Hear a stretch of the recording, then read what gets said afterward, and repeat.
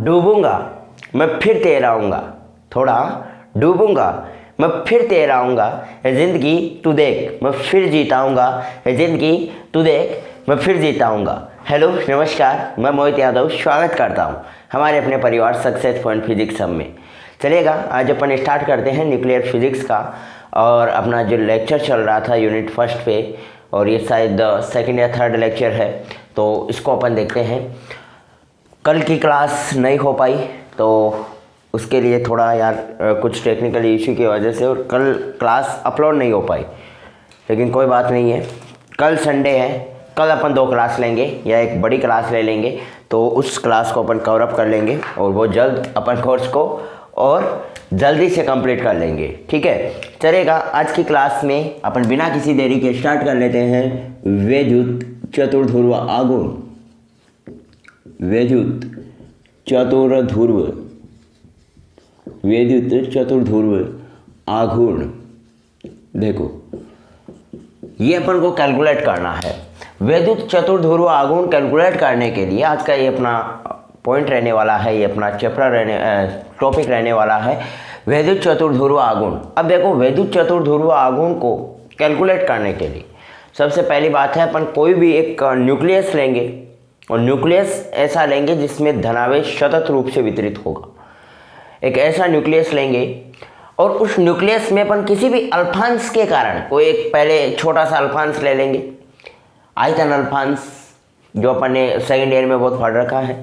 आयतन अल्फांश लेंगे और आयतन अल्फांश के कारण पहले अपन विभव निकालेंगे, फिर टोटली अपन पूरे इसी प्रकार से कि भाई आयतन अल्फांश छोटा सा लिया, फिर अपन देखेंगे कि नाभिक में भी भाई ऐसे छोटे छोटे बहुत से आयतन अल्फांश है, तो उन सभी अल्फांशों के कारण अपन उस पूरे नाभिक में एक विभव का कैलकुलेशन करेंगे, और वो जो विभव का कैलकुलेशन आएगा अंत तक वही होगा अपन वैद्युत चतुर्ध्रुव आघूर्ण, ठीक है। चलेगा इसको समझने के लिए सबसे पहले मैं बोल रहा हूँ अपन एक नाभिक ले लेंगे।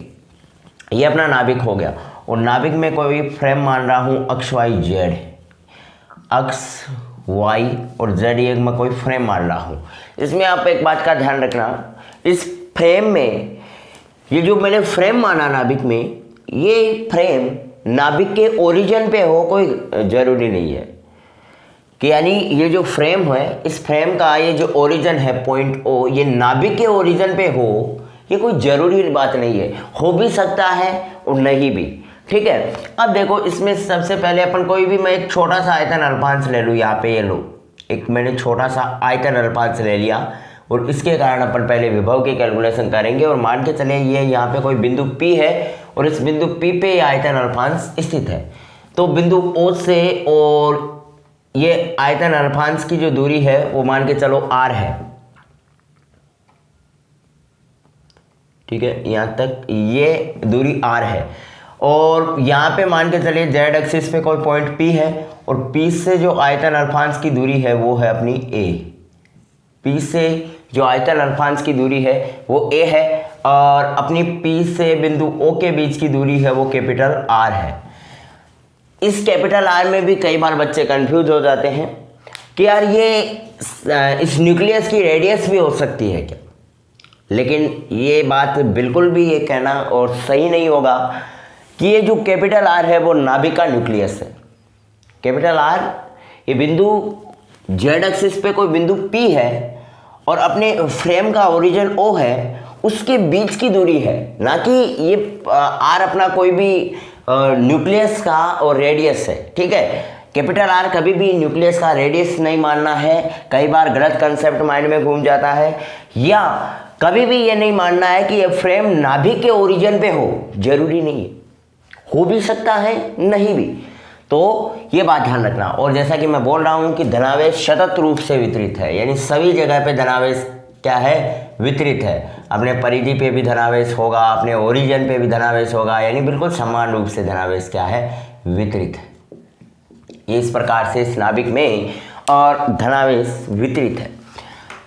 सबसे पहली बात है कि यहाँ पे जो इसका जो आवेश घनत्व होगा, रो आवेश घनत्व, ये रो रेडियस R पे ये जो अपनी रेडियस नहीं सॉरी बिंदु O से Q के बीच की दूरी जो R है इस पर निर्भर करेगा अपना आवेश घनत्व। अर्थात अपन आवेश घनत्व की परिभाषा से देखेंगे, आवेश घनत्व की परिभाषा से,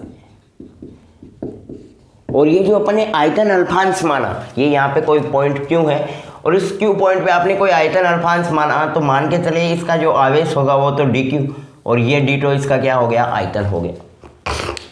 इस आयतन अल्फांश माना है अपन ने, एक आयतन अल्फांश माना है, तो इस आयतन अल्फांश का जो आवेश होगा वो तो dq होगा और इसका जो आयतन होगा वो क्या होगा, d, क्योंकि अपन एक अल्फांश माना है इसलिए अपन आवेश को ले लेंगे dq और इसका आयतन हो जाएगा d।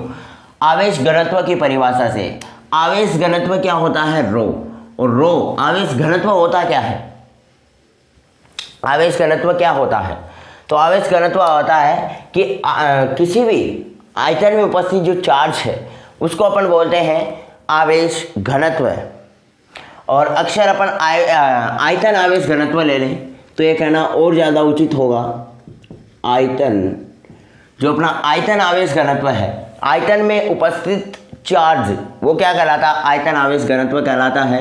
अर्थात dq अपॉन में d, ये अपना आयतन आवेश घनत्व आएगा। अर्थात जो dq का जो वैल्यू आएगा वो आएगा रो d, dq का जो वैल्यू आने वाला है वो आएगा रो d, ठीक है। और ये आयतन आवेश घनत्व, इसको भी आप आवेश घनत्व ना बोल करके अगर आयतन आवेश घनत्व बोलते हो तो ये और अच्छी बात रहेगी। अर्थात का आयतन जो आवेश घनत्व है, ये अपना आवेश घनत्व कौन सा है, यहाँ पे अपन आयतन अल्फांश ले रहे हैं तो आवेश घनत्व भी तो आयतन आवेश घनत्व ही होगा ना भाई, तो इसलिए आयतन आवेश घनत्व है बोलना थोड़ा और उचित होगा। तो dq क्या हो जाएगा, रो d। अब देखो मैं इस अल्फांश के कारण बिंदु P पर विभव देखूं, यानी अल्फांश जो अपना आयतन अल्फांश है, आयतन अल्फांश अपन ने जो लिया, तो आयतन अल्फांश के कारण बिंदु P पर अगर अपन विभव देखें, बिंदु P पर विभव, आयतन अल्फांश के कारण अगर अपन बिंदु P पर विभव देखें तो विभव क्या आएगा, dv, क्योंकि अल्फांश के कारण देख रहे हैं अपन तो dv, और dv क्या आएगा, k q यहाँ पे दिया गया है, इसका आवेश है dq अपॉन में, और r होता है, r यहाँ से दूरी यानी P से दूरी, तो P से दूरी a है तो ये आ गया a। यहाँ से dq का आप वैल्यू रखोगे तो k अपॉन में a और रो d, कुछ ऐसा हो जाएगा, k अपॉन में a और रो d आ गया। ये अपना आ गया आयतन आवेश, आयतन अल्फांश के कारण बिंदु P पर विभव आ गया। अर्थात अपन इसको, और मैं इक्वेशन दे दूं फर्स्ट, इक्वेशन इसको मैं दे दूं फर्स्ट। अब यहाँ से देखोगे आप, यहाँ तक अपने ये एक अल्फांश के कारण विभव देखा है, लेकिन यहाँ पे एक बात ध्यान रखना, यहाँ पे एक अल्फांश के कारण विभव अपन ने देखा। अब ऐसे ही बहुत सारे आयतन अल्फांश अपने नाभिक में उपस्थित हैं, इन्हीं छोटे छोटे अल्फांशों के कारण अपना नाभिक मिलकर के बना हुआ है। तो ऐसे बहुत सारे भाई आयतन अल्फांश हो सकते हैं नाभिक में, अकेला तो नहीं है कि भाई इस फ्रेम में जो बन रहा है वो अकेला ही है, बहुत सारे आयतन अल्फांश है। तो उन सभी आयतन अल्फांशों के कारण अपन बिंदु P पर विभव देखेंगे। तो संपूर्ण नाभिक के कारण जो अपने आयतन अल्फांश है उसके कारण अपन नाभिक पर विभव देखें तो संपूर्ण नाभिक के कारण बिंदु P पर विभव देखें, बिंदु P पर विभव। अब संपूर्ण नाभिक के कारण आप बिंदु P पर विभव देखोगे तो जब अपन को टोटल न्यूक्लियस का या फिर टोटल, जब कभी भी आपको कुछ भी वैल्यू आए और उसका टोटल करना हो तो वो दो कंडीशंस हो सकती है। या तो अपन करेंगे समीशन उसका टोटल के लिए, या तो अपन एक समीशन का यूज करेंगे या फिर इंटीग्रेशन का यूज करेंगे। लेकिन अगले ने बोल रखा है कि धनावेश समान रूप से वितरित है, सतत रूप से। धनावेश का वितरण क्या है, सतत है। तो धनावेश का वितरण सतत है तो इस कंडीशन में अपन क्या ले लेंगे, इंटीग्रेशन ले लेंगे। और dv का आप इंटीग्रेशन करोगे तो k तो कांस्टेंट होगा और 1 अपॉन में a डॉट रो d। और इसको आप दे दो भाई इक्वेशन फर्स्ट, इसको रहने दो, इसको दे दो, ये ज़्यादा काम आएगा। यहाँ पे ध्यान रखना, मैंने k तो कोई भी कांस्टेंट था तो के को तो बाहर ले लिया, लेकिन आपको लग रहा होगा यार 1/में ए भी तो कांस्टेंट हो सकता है। नहीं, जो ए वैल्यू आई है वो कभी कांस्टेंट नहीं होगी, और इसके पीछे का कारण समझो। यहाँ पे मान के चलिएगा ये यहाँ पे आयतन अल्फांश था, तो आयतन अल्फांश से दूरी कुछ पी तक ये आई। मान के चलिए अगर यहाँ पे आयतन अल्फांश होगा तो ए की दूरी यहाँ से अलग होगी, यहाँ पे आयतन अल्फांश होगा तो ए की दूरी यहाँ से कुछ अलग होगी, या ओरिजिन पे आयतन अल्फांश होगा तो ओरिजिन से ए की दूरी कुछ अलग होगी। यानी ए की दूरी आयतन अल्फांश के अलग अलग स्थानों पे अलग अलग आएगी, और अलग अलग स्थानों पे अलग अलग आएगी तो वो तो कांस्टेंट तो नहीं रही। इसलिए अपन को सबसे पहली बात है इंटीग्रेशन में 1/a का वैल्यू देखना। अब 1/a का जो वैल्यू आप देख सकते हो वो केवल और केवल एक फॉर्मूले से अपन देख सकते हैं, और इन दोनों के बीच का जो कैपिटल आर और स्मॉल आर है उन दोनों के बीच का एंगल है वो थीटा बन रहा है। इस त्रिभुज से अपन जो भी काम करेंगे भाई, नाभिक में, न्यूक्लियस में हम जो भी कुछ कार्य करेंगे वो इस त्रिभुज के अंडर में करेंगे, इस त्रिभुज से ही करना है सब कुछ।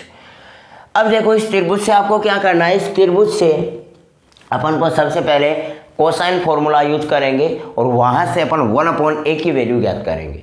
1/a की वैल्यू ज्ञात करने के बाद सब कुछ काम गार्डन हो जाने वाला है, और बस यही तो विभव का ही तो अपन को कैलकुलेशन करना है, और विभव में फिर अपना वैद्युत चतुर्ध्रुव आघूर्ण आ जाने वाला है। अब ध्यान से सुनना, इसके लिए अपन को सबसे पहले करना क्या है, कोसाइन फॉर्मूला लगाना है। अब कोसाइन फॉर्मूला क्या होगा, अपन को एक त्रिभुज दिया गया है, मैं नीचे ड्रॉ कर दूँ तो त्रिभुज कुछ इस प्रकार से अपना दिया गया है, ये वाला त्रिभुज है,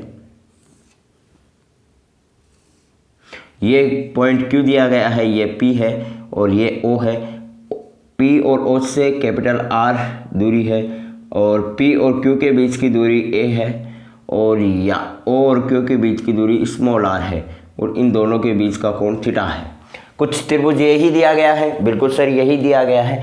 अब इसमें अपन क्या लगाएंगे, कोसाइन फॉर्मूला लगाएंगे, कोसाइन सूत्र से।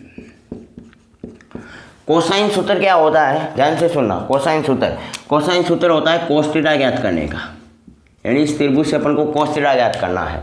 अगर अपन को दिया होगा कि समकोण त्रिभुज है वगैरह वगैरह, अगर समकोण त्रिभुज दिया होगा तो अपन बहुत ही आराम से कोस थीटा का वैल्यू ज्ञात कर लेंगे। लेकिन इसने कोई कंडीशन नहीं दी कि यहाँ पे यार ये त्रिभुज है वो समकोण त्रिभुज है, तो समकोण त्रिभुज नहीं है, तो फिर अपन कैसे यहाँ से कोस थीटा देखें, कैसे, मेन बात है ए का वैल्यू कैलकुलेट करें। अगर ए का वैल्यू अगर समकोण त्रिभुज होता तो डायरेक्ट पाइथागोरस प्रमेय से ही अपन कैलकुलेट कर लेते, लेकिन अब कोसाइन सूत्र से अपन करेंगे। कोसाइन सूत्र क्या होता है कि थीटा के जो दोनों पास वाली भुजाएं हैं उनका वर्ग करके जोड़ दीजिए।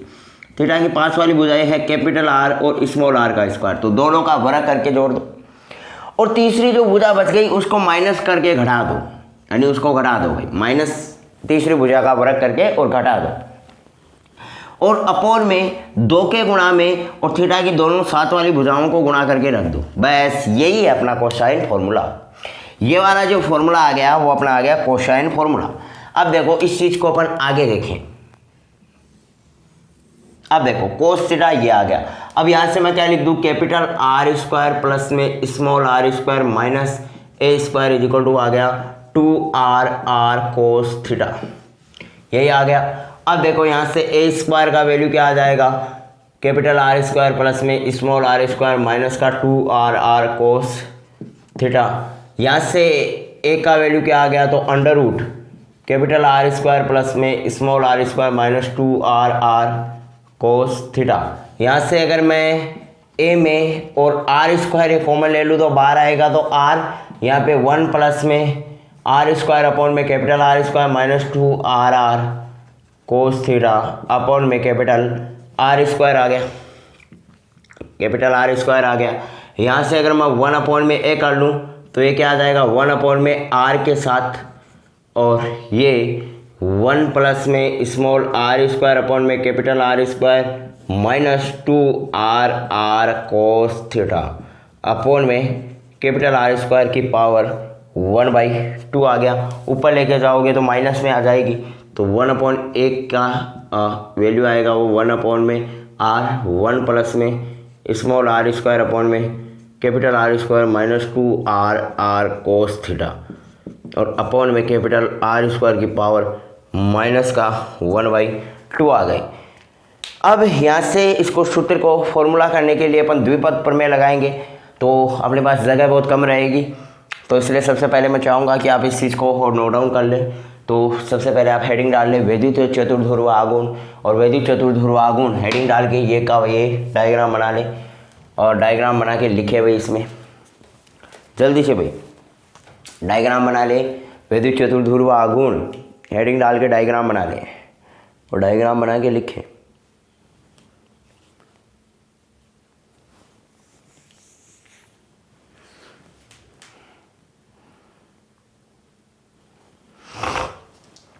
लिखे हुए इसमें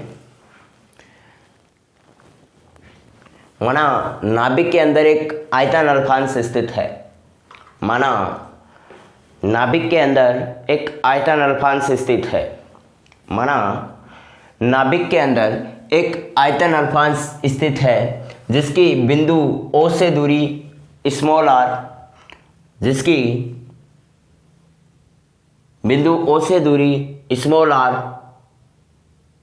तथा बिंदु P से दूरी स्मॉल a है, तथा बिंदु P से दूरी स्मॉल a है, वह बिंदु P और O के बीच की दूरी कैपिटल R है। वह बिंदु P व O के बीच की दूरी कैपिटल R है। नाभिक में नीचे लिखो, नाभिक में धनावेश का वितरण सतत है। नाभिक में धनावेश का वितरण सतत है। नाभिक में अपने धनावेश का वितरण क्या है? सतत है। तथा आयतन आवेश घनत्व r पर निर्भर करता है। तथा आयतन आवेश घनत्व r पर निर्भर करता है, अर्थात आयतन आवेश घनत्व rho equal to row are, अर्थात रो इक्वल टू क्या हो जाएगा? रो आर। और इस चीज़ को ऐसे के ऐसे यू के यू नोट डाउन कर लो भाई, ऐसे के ऐसे फटाक से, जैसे कि जैसे दिया गया है वैसे कि वैसे जल्दी से फटाक से नोट डाउन कर लो भाई, और फिर अपन आगे बढ़े। नोट डाउन कर लो भाई जल्दी से फटाक से।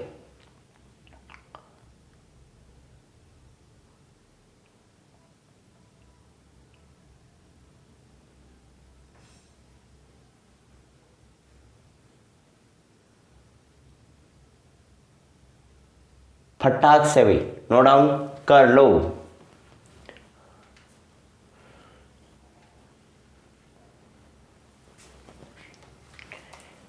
और मैं यहाँ पे लिख देता हूँ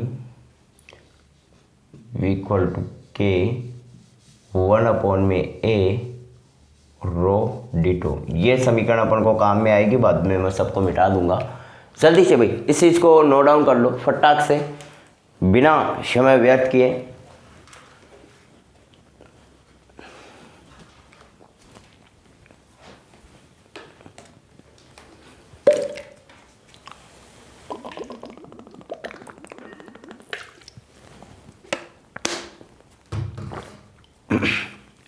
कर लिया भाई, नोट डाउन कर लिया तो होपफुली नोट डाउन कर लिया होगा, चलेगा। अभी आगे बढ़े। अभी मैं इन सबको मिटा रहा हूँ। एक तो ये स्टेप अपने काम में आएगी, ये कैलकुलेट करने के बाद में वो काम में आएगी, ठीक है।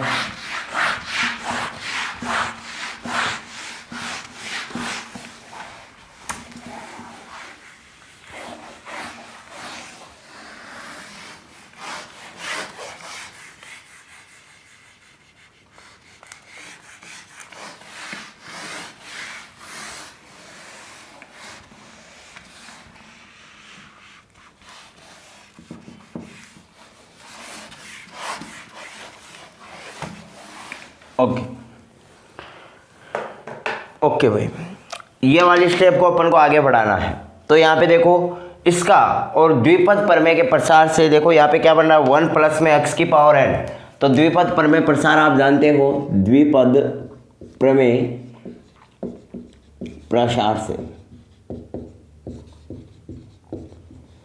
और द्विपद प्रमेय प्रसार क्या होता है, 1 प्लस में x की पावर n दिया हुआ हो तो 1 प्लस में nx प्लस में n n-1 अपॉन में 2 का फैक्टोरियल, और अक्स स्क्वायर साथ में प्लस में डैश डैश डैश डैश ऐसे चलता चला जाएगा।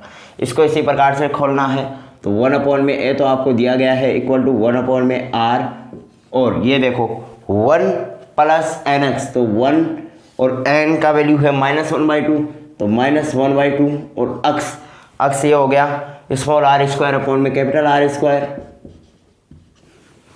-2 capital R small r cos theta upon में क्या हो गया कैपिटल R स्क्वायर हो गया। फिर n -1 यानी -1/2 n -1 यानी -1/2 -1, यही है ना। तो n -1 क्या हो गया -1/2 और ये हो गया -3/2 तो 3/4 हो गया यहाँ पे तो।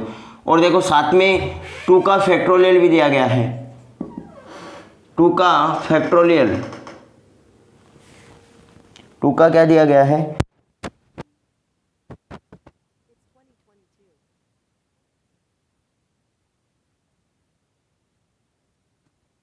ओके 2 का फैक्टोरियल दिया गया है तो 2 का फैक्टोरियल क्या होगा 2 × 1 तो × 2 तो 3y क्या हो जाएगा 8, 3y क्या हो जाएगा 8 हो जाएगा। तो n -1 का वैल्यू अपॉन में 2 का फैक्टोरियल क्या हो गया 3/8 और साथ में x स्क्वायर, तो ये तो क्या आ जाएगा प्लस का 3/8 और साथ में x स्क्वायर। x का वैल्यू क्या दे रखा है, यही तो दे रखा है, इसका स्क्वायर करना है तो r स्क्वायर अपॉन में capital R square -2r cos theta upon में कैपिटल R स्क्वायर का होल स्क्वायर और प्लस में, और इस प्रकार से डैश डैश डैश करते चलता चला जाएगा। ठीक है, प्लस में ऐसे ऐसे करते चलता चला जाएगा। अब सुन लो ध्यान से,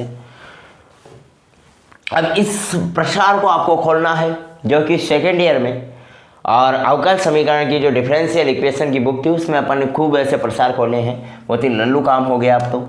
अब देखो क्या करना है इसमें, सबसे पहले इसका स्क्वायर खोल दो, तो स्क्वायर खोलेंगे तो 1/a इक्वल टू 1/r कोष्टक में 1 - 1/2 और इसको अंदर मल्टीप्लाई करा दो कराना चाहो तो माइनस का क्या हो जाएगा r स्क्वायर अपॉन में 2r स्क्वायर और प्लस में, और ये 2 से 2 कैंसिल आउट, r से r कैंसिल आउट तो r कोस थीटा अपॉन में r हो गया, और ये वाला कोष्टक बंद कर दो। फिर क्या आ जाएगा 3/8 तो ऐसे कैसे, और कोष्टक चालू कर लो, मैं छोटा कोष्टक लगा दूँ, और ये क्या होगा a स्क्वायर यानी r⁴ अपॉन में r⁴ प्लस में b स्क्वायर यानी 4r स्क्वायर कोस स्क्वायर थीटा अपॉन में कैपिटल r⁴ और -2ab, लेकिन माइनस माइनस प्लस हो जाएगा तो प्लस 2ab 4r³ कोस थीटा अपॉन में r⁴ क्या हो जाएगा 4 हो जाएगा, और प्लस में भी ऐसे डैश डैश डैश करता चलता चला जाएगा। अब देखो ध्यान से सुनना, अब यहाँ से अपन को क्या करना है, कुछ सीक्वेंस में जो पद आ रहे हैं उनको ले लो। जैसे देखो r स्क्वायर अपॉन में r स्क्वायर यहाँ पे भी आ रहा है, फिर r स्क्वायर अपॉन में r स्क्वायर यहाँ पे भी आ रहा है। देखो इसको एक बार और सोल्व कर लो, 1/a एक स्टेप और बढ़ा लेते हैं तो ये क्या हो जाएगा 1 - r स्क्वायर अपॉन में 2r स्क्वायर प्लस में r कोस थीटा अपॉन में कैपिटल R और प्लस में 3/8 r⁴ अपॉन में कैपिटल R⁴ है, प्लस में देखो r स्क्वायर से r स्क्वायर काटोगे तो r स्क्वायर कोस स्क्वायर थीटा अपॉन में r स्क्वायर, प्लस यहाँ से r काटोगे तो r³ कोस थीटा अपॉन में क्या हो गया कैपिटल R³ और प्लस डैश ऐसे चल रहा है।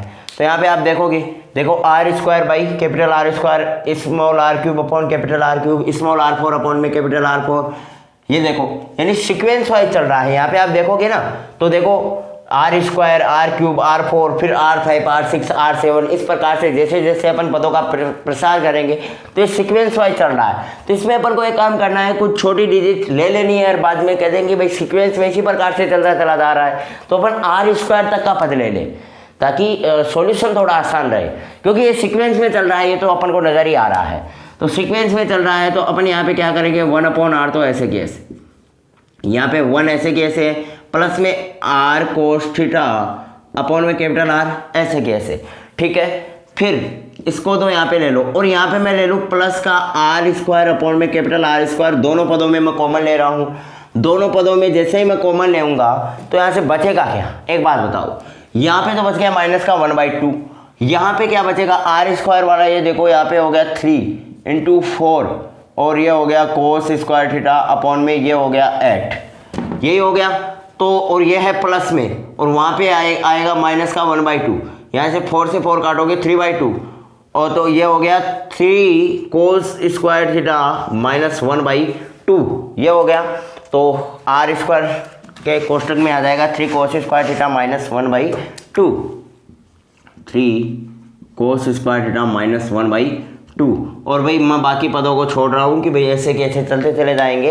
अपन स्क्वायर वाला टर्म यानी सिंगल आर बटे हुए आर और साथ में अपन स्क्वायर वाला टर्म ले रहे हैं। अगर आपको ये कोष्टक दिक्कत कर रहा हो तो ऐसे लिख लो, ठीक है, ठीक बात है। यहाँ तक कोई दिक्कत वाली बात नहीं होनी चाहिए, कोष्टक नहीं लगाना चाहो कोई दिक्कत नहीं।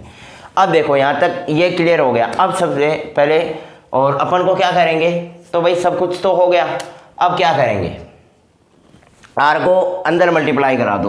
तो 1 अपॉन में ए इक्वल टू 1 + 1/r प्लस में आर कोस थीटा अपॉन में आर स्क्वायर प्लस में आर स्क्वायर अपॉन में आर क्यूब और ये हो गया 3 कोस स्क्वायर थीटा -1/2 और प्लस में ऐसे ऐसे डैश डैश करता चला जाएगा। इसको इक्वेशन नंबर 2 दे दूँ। इक्वेशन 2 को और इक्वेशन 1 में रख दे यहाँ पे 1 अपॉन ए की जगह, बस आंसर अपने करीब होगा। समीकरण 2 को समीकरण 1 में रखने पर, समीकरण 2 को अब अपन क्या करते हैं, समीकरण 1 में रख दें। समीकरण 1 क्या दिया गया है, v = यहाँ से k तो बार है ही, ठीक है, k तो अपना बार है ही और समाकलन में क्या आ जाएगा, समाकलन में आ जाएगा अपना इसमें 1 अपॉन ए यानी 1 अपॉन में r प्लस में r कोस थीटा अपॉन में r स्क्वायर और प्लस में आर स्क्वायर अपॉन में r cube 3 cos square theta -1/2 और साथ में प्लस में ये तो आ गया डॉट डैश डैश डैश और साथ में आ गया रो डिटो, ये भी इसके साथ क्या हो रहा है, गुणा हो रहा है। साथ में क्या आ गया, रो डिटो इसके साथ क्या हो रहा है, मल्टीप्लाई हो रहा है, ठीक है। इसके साथ साथ में रो डिटो को अपन को मल्टीप्लाई कराना है। तो एक बार आप इस चीज़ को और यहाँ तक नोट डाउन कर लो, फिर अपन आगे बढ़े। इसका काम हो गया, काम तमाम, तो इसको हटा रहा हूँ मैं। और ऐसे के ऐसे भाई द्विपद प्रमेय प्रसार से लेकर के और ऐसे के ऐसे इस चीज़ को और नोट डाउन कर लो ताकि अपन आगे बढ़े। एक स्टेप या फिर एक स्टेप तो और कर लें फिर बढ़े, एक स्टेप और कर लें या नीचे फिर दिखेगा नहीं। आप एक बार लिख लो यार, ऊपर ही अपन इसे छुपड़ा साफ कर दें इसका। एक बार आप लिख ही लो इस चीज़ को, फिर अपन ऊपर ही देख लेंगे।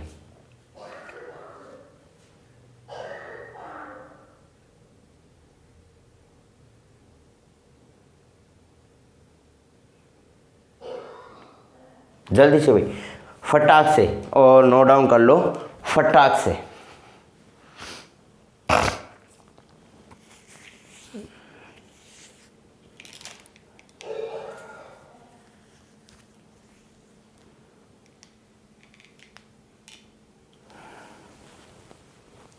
चलिएगा आगे बढ़े।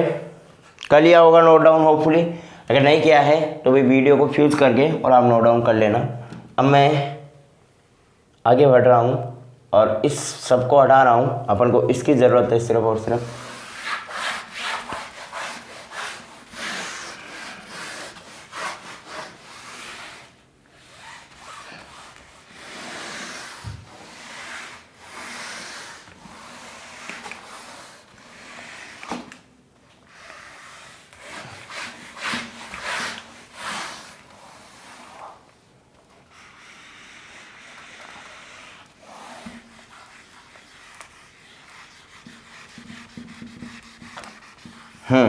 चलेगा।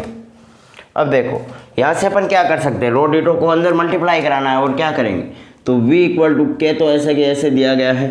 समाकलन के अंदर है 1 अपॉन में r और रो डिटो को मैं सबके साथ मल्टीप्लाई करा रहा हूँ। प्लस में दिया रखा है आर कोस थीटा अपॉन में आर स्क्वायर, और ये आ जाएगा रो डिटो। प्लस में दे रखा है आर स्क्वायर अपॉन में कैपिटल आर क्यूब, और 3 कोस स्क्वायर थीटा माइनस 1/2 रो डिटो और डैश। ओके, ये चल ही रहा है आगे, इसको मैंने आगे मल्टीप्लाई करा दिया। अब ध्यान से सुनना क्या करना है। यहाँ पे सॉल्यूशन के बहुत करीब आ चुके हैं अपन, देखिएगा। अभी अपन को क्या करना है, यहाँ से कुछ कांस्टेंट पद हैं उनको तो के साथ बाहर रख लेना है, और जो पद कांस्टेंट नहीं है इनको मैं सबको अलग अलग लिख देता हूँ। तो v इक्वल टू अपन क्या लिख सकते हैं, k अपॉन में r को बाहर लिखेंगे, सबके अलग अलग समाकलन लगा रहा हूँ, और ये हो जाएगा रो डिटो। प्लस में k अपॉन में कैपिटल R स्क्वायर, ये कांस्टेंट है तो, और समाकलन होगा r कोस थीटा, और रो डिटो आ जाएगा प्लस में, और k अपॉन में r क्यूब को तो मैं बाहर रख लेता हूँ, और ये आ जाएगा r square 3 cos square theta minus 1/2 और रो डिटो, और प्लस में डैश ऐसे पद करते चलते चले जाएगा। अब यहाँ पे जो अपना रो डिटो आया, ये तो होता है पी नोट, यानी एकल ध्रुवण, जिसको अपन बोले एकल विद्युत ध्रुवण, एकल ध्रुव आघूर्ण, एकल ध्रुवण या एकल ध्रुव आघूर्ण, क्योंकि विद्युत ध्रुव आघूर्ण पढ़ रहे हैं तो एकल ध्रुव आघूर्ण पी नोट यहाँ पे हो गया। फिर यहाँ पे जो r cos theta rho ditto, इसको मैं बोल दूँ P1, जो हो गया द्विध्रुव आघूर्ण। ओके, और यहाँ पे ये जो आया r square 3 cos square theta minus 1/2 और रो डिटो के साथ इसको अपन बोलते P2, और जिसे अपन कहेंगे चतुर्ध्रुव आघूर्ण।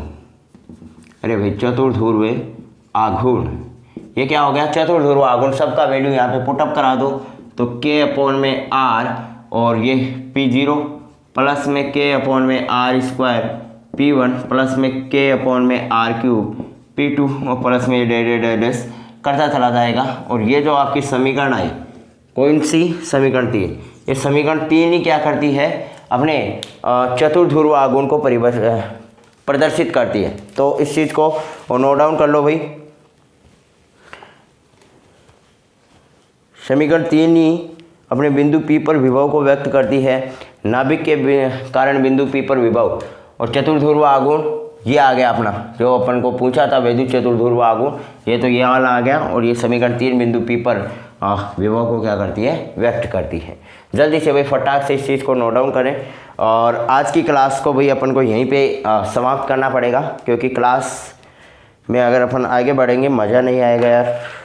मैं चाहूँगा कि कल की क्लास में अपन फिर इन दोनों टॉपिक्स को कवर करें, नाभिकीय बल और अपना निकटतम पहुँच की दूरी वाला, तो शायद ज़्यादा बेहतर रहेगा। आज की क्लास में फिर इतना अच्छा नहीं रहेगा, ठीक है। ये डेरिवेशन ही काफ़ी बड़ी हो गई है, तो फिर समझ में नहीं आएगा, एक साथ